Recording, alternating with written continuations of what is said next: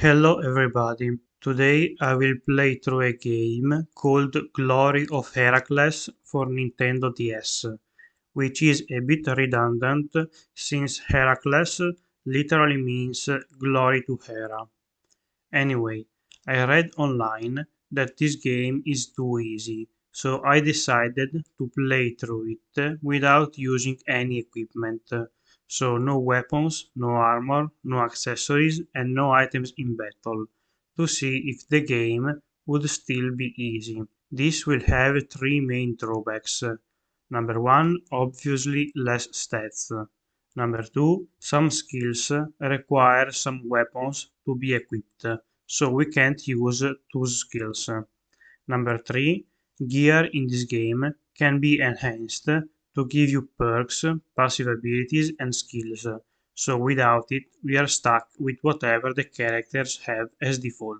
At the start of the game we meet Leucos, and they soon join our party. I immediately unequip everything that the characters have equipped as default, so we can start our challenge. Not long after, we meet some pixies, some fairies, and they take us to their princess, and she allows us to use magic. I will expand on that later. Not long after that, we meet a guy running from some guards, and we help him out. He then returns the favor by getting us a ticket for a boat that we need to take, and also he finds us a spot in the inn, even if it is full. This guy is named Axios, and as you might imagine, he will join our party. In the Sorcerer building, we can get in the basement to learn new spells. You can do the same in the temples, and here you can learn skills. You can also steal in this game. After grinding to level 10 or so, I decided to take the boat. While we are traveling through the sea, we soon get attacked. The game gives us two characters, but I can't unequip their stuff. They will just have to wait out their turns. I skipped over the basic fights and we are at the boss. When you use a spell in this game, you will be prompted to play a mini game, and this will power up the spell. There are many different types of mini games, and I will skip over them because they get repetitive. Spells also cost ether, which you can see at the top of the top screens. If you don't have enough ether, you will take damage when you use a spell. This is to prevent you from spamming the strongest spells all the time. The Kraken is not that strong, it's a bit tanky for this point in the game, but after stabbing and zapping it for a while he goes down. Next, we meet the family of the captain of the boat, and the daughter, Flora, wants to show us a cool flower that she found. She hides it because she is worried that her father would take it away. And Leukos is not very helpful because they scare her, and because of that, she runs away with the flower. We meet up with the captain at some mines where the flowers grow, and he busts in the door. After some traveling, we save the daughter from some monsters and then have to fight the boss on our own. This boss is somewhat interesting because at the end of every turn he spawns a clone that can deal some decent damage. The clone has very low HP though, so with just one attack you should be able to take it out. As long as you kill the clone every turns, this fight should be relatively easy. The boss does not have much HP, so in a few hits he goes down. After that, the captain fixes the boat and we can leave for Sparta. As you might imagine, since we are at sea, we are gonna get attacked again by some monsters. I skipped over the basic fights and went straight to the boss, and it's a Kraken once again. Unfortunately, this game reuses the bosses and the enemies quite a bit, with just reskins. It's not very difficult and it's pretty much the same as earlier, just use Fulg and stab him until he goes down. I did not explain it yet, but in this game our characters are immortals, so they can't really die. That is why we are being attacked all the time by monsters. Once we reach Sparta, we infiltrate the prison by bribing a guard. He makes us leave our equipment, but it's not like we are using it anyway. Here we meet Heracles, which is a bit bored of being in prison, so he decides to bust out. He tells us a bit about his past and the vision that he had. It will be important later.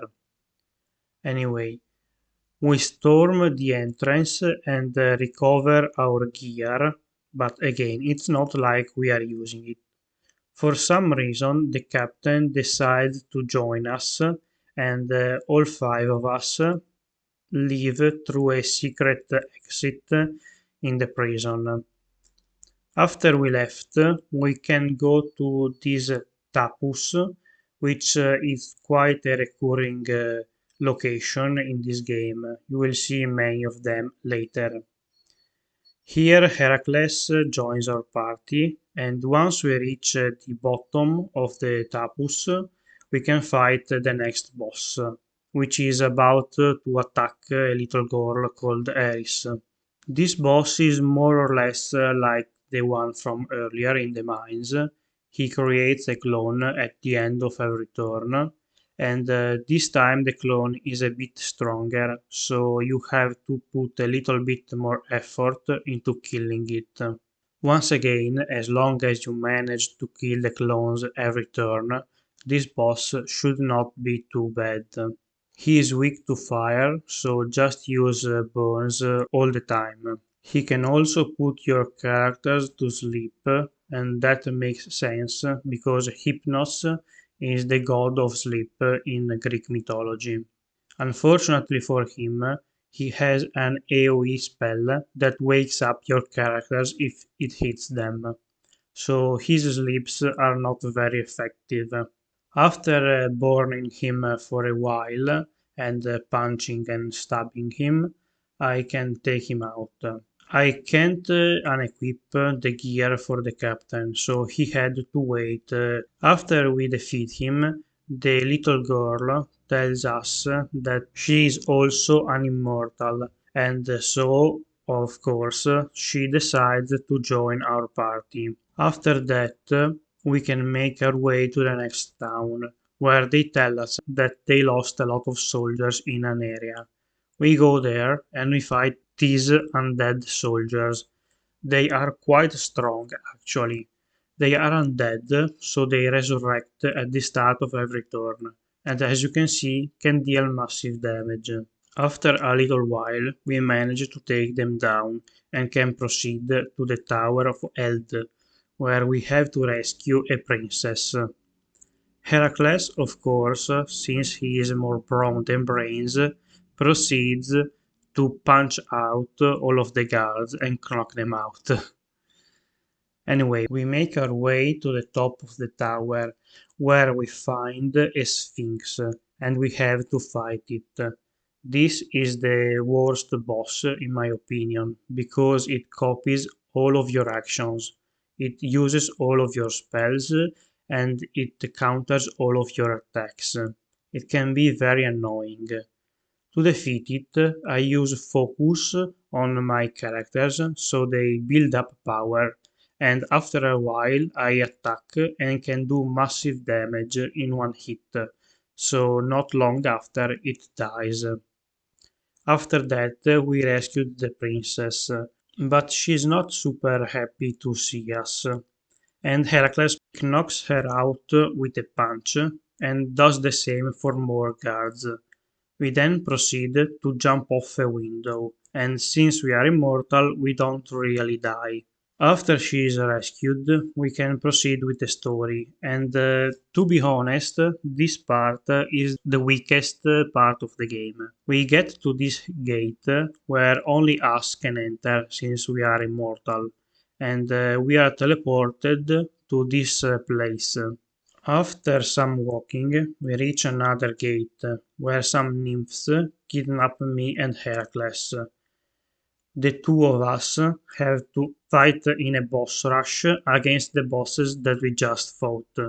I'm gonna skip over because it's repetitive. Once we are done with that, we can reach Astrea, which is a goddess, and we came to her for some information. But unfortunately for us, she doesn't really tell us anything. We then run into a destroyed town, and the guy tells us that the General Heracles did it. After some exploring, we end up in a ruin and we meet General Heracles, but he tells us that he did not do it. It was his army, but not at his orders. We explore those ruins and we soon find a device called a Krasis, and this thing is used to harvest the soul of powerful monsters to make undead soldiers. He breaks the device and we have to fight the boss. This boss is not too bad. It's a Medusa and it has some spells, some attacks, nothing in particular. But it has one attack and you should know what it does if you know Greek mythology. It's a Medusa, and Medusa in Greek mythology is a monster that can turn enemies into stone by looking at them. Being petrified in this game is actually not bad, because you are immune to all damage, but you also cannot act. It does not go away on its own, but can be cleared with a spell. Also, enemies can knock you back in the second row. When you are there, you can't use regular attacks, but can use spells, and you will recover some MP at the end of every turn. I generally prefer to be in the first row, since without having bows equipped, most of my characters can do much from the back row. This blob of darkness, or whatever, is being a bit annoying since it hides from us, but after a while it too goes down. Without the crashes in place, all the undead soldiers turn into ether. Remember that for later, it will be important. After that, we randomly find the Troy horse, which is quite a cool reference. We ride it for a bit, but we find out that the good guys, quote unquote, army also uses a crisis, and of course Heracles breaks it, so we have to fight the boss. This boss fight it's a bit annoying because it can attack like 4 times per turn, and that can take quite a while, especially if he uses spells. I'm gonna speed it up a little bit more than the other ones because it's gonna be long. The blob of darkness also are undeads, so make sure to overkill them so they don't revive every turn. Since he can attack so many times every turn, his damage can add up quite a lot, especially if he focuses on one character. This could be deadly for us since we can't interrupt him and heal back up. As you can see, he almost killed Axios in just a couple of turns, so I have to spam the healing spells to keep myself alive. While this game is like 40 hours long, it feels much longer because it's packed with content. There are a ton of bosses to fight and a lot of story. The game is also very loosely inspired by Greek mythology. So if you like it, give it a try, but don't take it too seriously. There are some egregious examples of stuff that is very wrong, and you'll soon see the worst one, in my opinion. Anyway, after a few more hits, the boss finally goes down, and we reach Troy. And we have the horse, right? So you expect us to hide inside the horse, enter the city, and fight. But no, they use the horse as a battering ram and break through the walls. Yeah, that's not how it goes in the Iliad. Anyway, after we explore a bit, we get to the basement of the castle, and of course we find one more crisis, and we have to fight the boss here. This boss is quite interesting. It changes its element every time it gets attacked, and you can imagine it like the Kecleon's color change ability.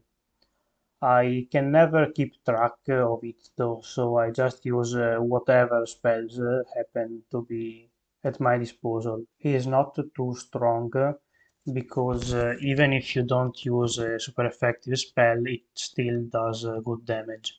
Here we find out that the boss was actually a woman called Cassandra. She will be important later. And Achilles attacked the city to save her. Unfortunately, he gets hit on the heel by the bad guy of this game, and even if we drive him away, it's too late for Achilles. And here, unfortunately, is where he dies. We flash back to his story, but not very important to be honest. Cassandra loses it a bit and starts speaking in tongues or something. And our next destination is gonna be a small island. We then have to take a boat, but this port is closed by the military. A boy tells us that we can borrow a ship. So we go there and we find out that it's a pirate ship. We kindly ask them to use it. And the boy tells us that he sells hero certificates, and Heracles tells us that he gave one to his brother. Remember that, will be important later. While at sea, we see Oceanus, which is a titan, and he is somewhat on our side. He swims past us and we reach its temple. Here we learn that during the war of Titans against gods, Oceanus sided with the gods. In exchange, he wanted to be left alone. But Zeus broke the promise and partially sealed him away. Zeus, being a dick, is quite accurate to the mythology, actually. After we learn new information, we can go back to Athens, where Cassandra shows us that under the castle there is another crisis. We reach that device, we break it, and we have to fight another boss. This boss is kinda like the first two that we fought, as in it creates copies of itself at the start of every turn. This time it creates many copies, and they are quite weak, so as long as you use AoE spells, you should not have big problems against him. He is not particularly tanky and he does not do crazy good damage. So after a few turns of fighting him, you should be able to take him out. It kinda reminds me of an angel from Evangelion, the number 5, Ramiel, I think. Or maybe just me. Anyway, after we defeat him, we can leave Athens and head for Egypt. Here at sea, of course, we are attacked by more Krakens. This time it's 3 Krakens, but they are not very strong. But surprise, surprise, that was not actually the boss fight, because our team gets split up and Axios, Heracles, and the head pirate guy have to fight against a Hydra. It is not particularly strong. It does AoE damage at the end of every turn, and it is quite tanky. He can also attack a couple of times every turn, but it's not very threatening, to be honest. He does not do very good damage, and we can always heal up whenever we want. Of course, I can't unequip Arno's stuff, so he has to just wait around while we defeat the Hydra. Even with two characters, it's still quite easy. After that, the rest of our team has to fight another boss. I thought that this boss would be easy, since we have three characters, but it turns out that I was very wrong, because it can summon other bosses, and of course the first one is the Sphinx, which is, as you might imagine, very annoying. I was just using the auto button, where the characters just act on their own without your input, and something funny happened. The Medusa paralyzes Leucos, so they can't act, and my character uses an ice move and dies. Not sure why I took so much damage in reflux, but okay. Also, the Medusa pushes Ares in the back row. So now I am stuck with Leucos in the first row, and they are unable to take damage, but also to act, and Ares in the back row, where she can freely use all of her spells, because I'm regenerating MP every turn. Most of the enemies' attack can only target the first row, so they are just wasting their time attacking Leucos, while I keep spamming spells from the back. All of this time I was just playing auto, I just wanted to see what would happen. And after a few more turns of fighting, Ares can finally finish off the boss. When we reach Egypt, we see Ares' friend get killed by some soldiers. This fight is a bit unique, since the first row of soldiers can't actually die, and they are gonna dodge every spell. So you have to take out the general in the back row first. I would have liked to see more fights like this, or with other weird mechanics, to break up the monotony. After the general is defeated, the rest of the soldiers go down easy. Ares' friend here dies, and since he is not an immortal, he does not turn into ether. Once we defeated them, Ares can say goodbye to her friend. After that, we reach the next Taphus, where when we and after that we visit the next Taphus, where when we reach the last floor, we can fight the core. The core can change shape at the end of some turns. When he is in this shape, he targets one of your guys, and if he is still alive at the end of the turn, he deals massive damage to that unit, as you can see from Axios. You can deal enough damage to the transformation, and he turns back into the ball, so now you can deal more damage to his HP. I can resurrect Axios with my guy, and the enemy turns again into this weird tentacle monster. This time around, I deal enough damage to turn him back into a ball, and not long after that, I can see my characters using the passive skill Dispatch. Once the core dies, Ares absorbs its energy, and the Taphus explodes, separating our teams into two groups. We will control myself and Ares, and not long after that we reunite with the rest of the team and visit the next Taphus. Here we meet General Agon once again, and we see that the captain from earlier, is with him. Agon's plan is to pretty much revive Typhon and to start again the war between God and the Titans. We will also see why the captain is siding with Agon in a little while. Not long after that, we meet them again, and this time around, Agon betrays the captain and takes him out. He also bulks up. The fight against Beta Agon is not too hard. He is quite tanky and has one spell that can remove all of the buffs from one of your characters, and that can get quite annoying if you like to set up. Also, at the end of every turn, Agon gets a bit more powerful, but it's not that big of a boost, so you can pretty much ignore it.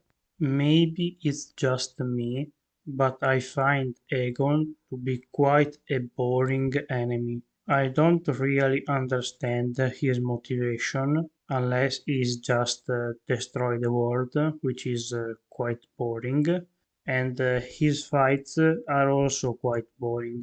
There is no crazy mechanic going on, and I would like to see something better in the main villain of the game, to be honest. Anyway, after a couple more turns, he goes down. Unfortunately for us, he is not dead and manages to run away. We gather around the captain when he says his last words, and I will explain them later. Anyway, when he dies, we see a flashback to Flora, and as you might imagine, Flora is in danger, and that is why he joined Agon. Once we reach the lower floor, we can fight the core.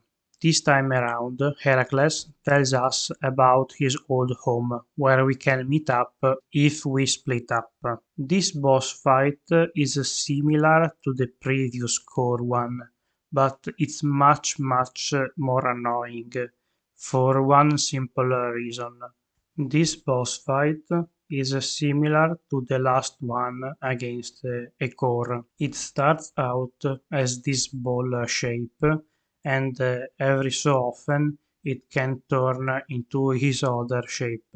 This time around, though, the guy turns into a sort of wolf creature thing that likes to multiply at the start of the turn. Unfortunately for us, they are very fast, so they can act before me every single turn, and they also can do some decent damage.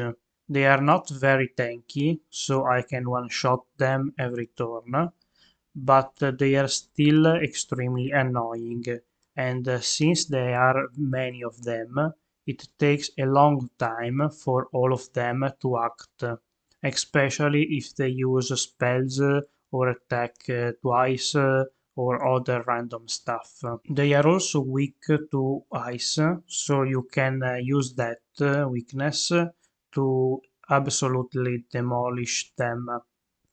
Unfortunately for me, I was not fast enough, and the boss manages to transform a third time. So that's why this fight took quite a while. As you are seeing, they can do some very solid damage against a single target if they crit and double strike. After a few more turns of getting beaten up, we can finally turn the boss into the ball shape for the last time, and after a couple more attacks, we win. Once it is defeated, it once again explodes into energy and Ares sucks it up. And of course, once again, the Taphus blows up and sends us flying like Team Rocket. This time around, we land on a small island, and once we enter the village, we see this old guy getting mocked by a kid.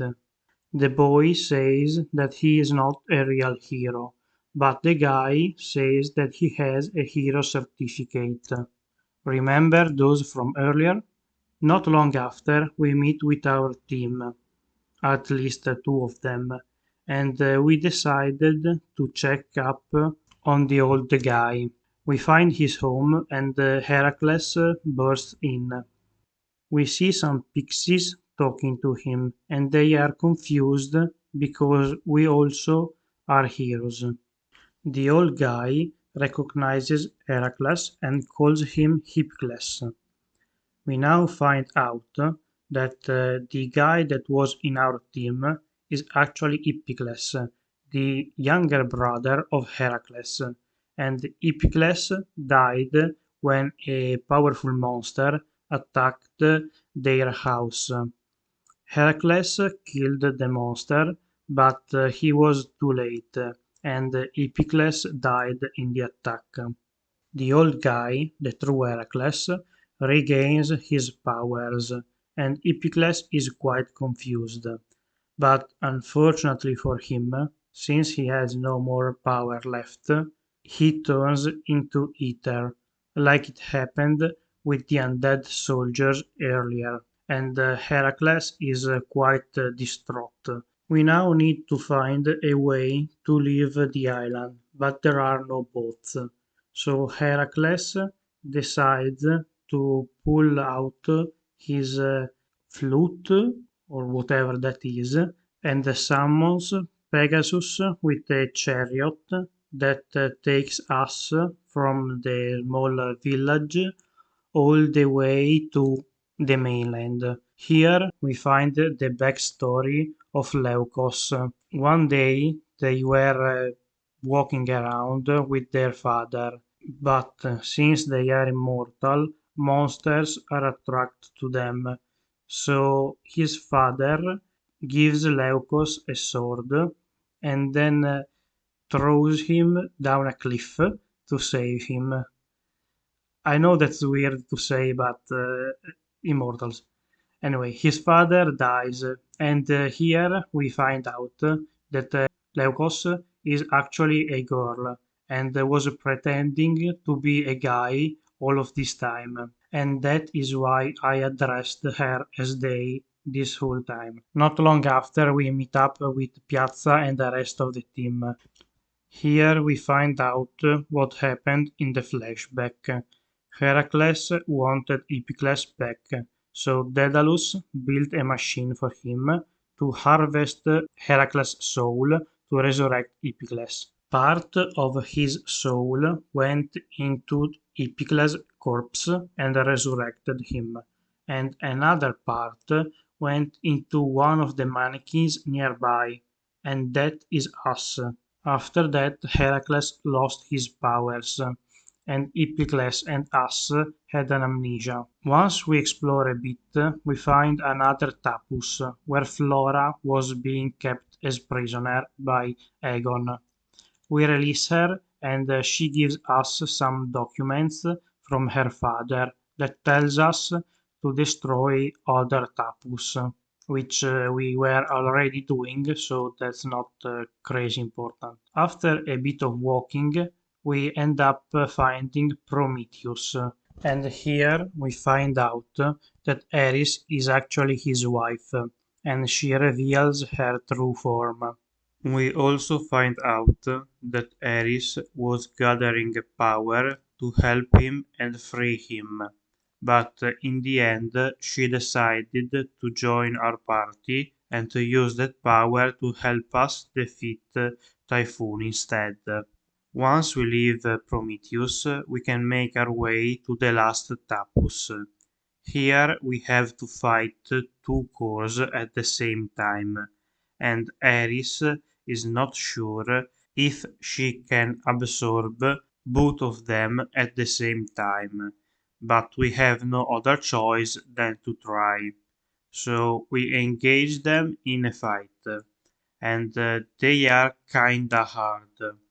They both can transform in their alternate form, and only one of them can target with a strong move, fortunately. The enemy on the left is more physically tanky, while the enemy on the right is more magically tanky. I decided to focus mostly on the fourth guy. Unfortunately for me, I did not remember that those guys are undead, so when they die, they revive at the end of the turn. But at least they revive with very low HP and can finish them soon. I also try to make sure to take out the bosses when they target me because I don't want to take massive damage. I also like to buff myself quite a bit so that my attacks do a lot of damage.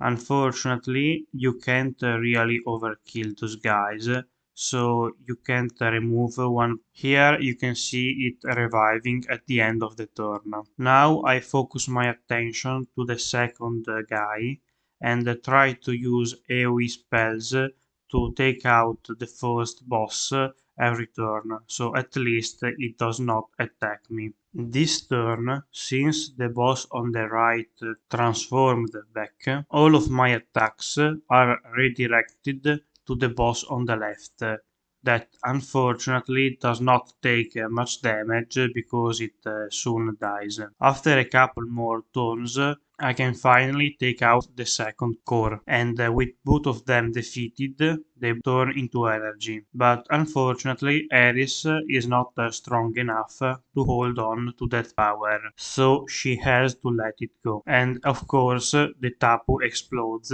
and we are sent flying once again. This time around, thankfully, we land more or less in the same spot, and this spot is another crisis. Ares turns back to her true form for some reason, and here Leukos notices that in the harbor there's our ship, and it soon gets hit by another ship. On the second ship is General Heracles, who is also trying to stop Agon from completing his plan. We knock him out for the moment, and Oceanus shows up. Unfortunately for us, Agon is strong enough to free himself and run away to activate the Krasis device. We chase him without Exios because he got knocked out, and we have to fight him for the last time. The fight is not that bad. It's more or less like the first one that we did against him a while ago. This time around, he has two minions that you have to take out. They, of course, are undead, so you have to make sure to overkill them, otherwise they revive. The minions don't do much, so you can ignore them if you want and focus on him. But they are quite easy to take out, so just do it and remove them from the fight. With wind AoE spells, it should be pretty easy to finish them and overkill them, as long as you're paying a bit of attention. This time around, Agon really likes to attune your units, and an attuned unit takes a lot more damage from magic, so he can start doing quite a bit of damage actually. We use spells to buff our stats, but as in the first fight, with the Wave Cutter he can remove all of your buffs, so that is quite annoying to be honest. The fight is quite long because he is very tanky, and he has shield and mind shield to lower the damage that he takes. Of course, he also attacks multiple times per turn, but that's a given at this point in the game. He also can threaten your guys to move them to the back row. It gets a bit close, but in the end I can finish him without any issues. Once he is defeated again, he decides to sacrifice himself to resurrect Typhon. We are not fast enough to stop him, so he manages to do it. At this point, we are kinda screwed, because Typhon is way too powerful for us to fight him. Heracles hugs General Heracles to give him back the memories, and it turns out that he is Daedalus, the one who did all of the soul splitting stuff. After that, we decide to rush back to the ship to maybe use the crashes there.